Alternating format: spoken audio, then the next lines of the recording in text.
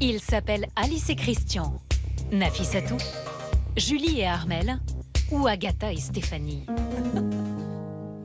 Eh bien, bonjour mes amis et bienvenue sur ma chaîne thématique sur YouTube destinée à vous parler de films, de séries et de documentaires. C'est toujours un plaisir mes amis de vous retrouver sur cette chaîne.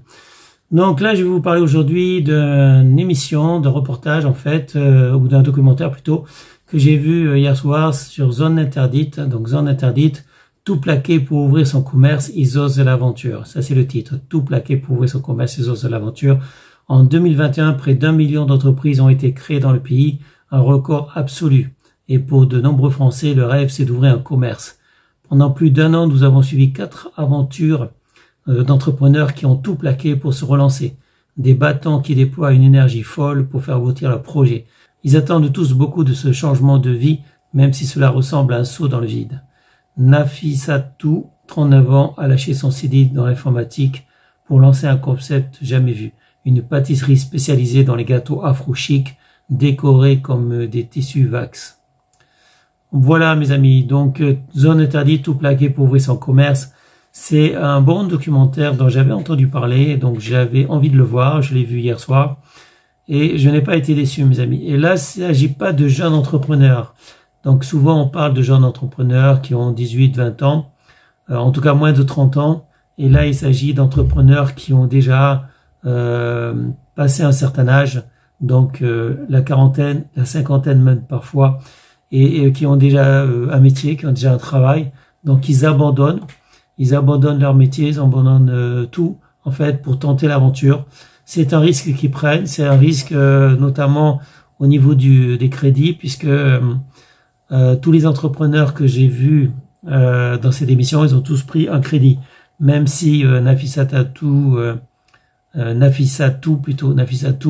en fait, on lui a refusé son crédit, toutes les banques lui ont refusé son crédit, mais au final, pour ouvrir son commerce, il y a une entreprise, enfin une banque plutôt, qui lui a donné un crédit, et donc il va falloir effectivement qu'il rembourse, parce que c'est bien beau d'obtenir un crédit, c'est bien beau de tenir quelques mois, mais il va falloir tenir des années, mes amis, des années, et il suffit qu'il y en ait un qui soit malade, ou que si c'est un couple, le couple se sépare, ou alors que c'est des amis qui se fâchent.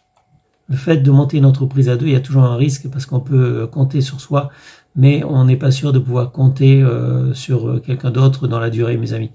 Donc on sait très bien que plus de la moitié des couples, des mariages se terminent par un divorce. Et on sait également que beaucoup de sociétés, beaucoup d'entreprises sont en liquidation, terminent par une faillite. Voilà, mes amis.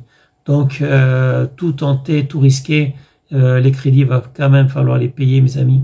Donc, c'est bien beau d'obtenir des crédits, mais si on rembourse pas, et beaucoup ne rembourseront pas, je suppose. Voilà. Donc, moi, je dis que c'est très intéressant. C'est parfois de l'inconscience. Enfin, j'ai vu des gens qui connaissaient rien, qui se lançaient dans un nouveau métier, alors qu'ils avaient aucune idée du métier. Donc c'est de l'inconscience. Donc il y a du courage, il y a de l'inconscience, c'est de l'aventure évidemment, mais c'est aussi de la folie. Et faudra les revoir ces personnes-là dans 10 ans et dans 20 ans pour voir si ils continuent leur commerce, s'ils continuent leur entreprise. Voilà. Donc tout ça, c'est un peu de la folie, hein, mes amis. Déjà, même quand on a un CDI, on n'est pas sûr de le garder. Donc c'est bien beau d'avoir un travail, mais beaucoup de gens se terminent au chômage. Voilà, donc ça fait partie de la vie. Il y a des périodes de travail et des périodes de chômage.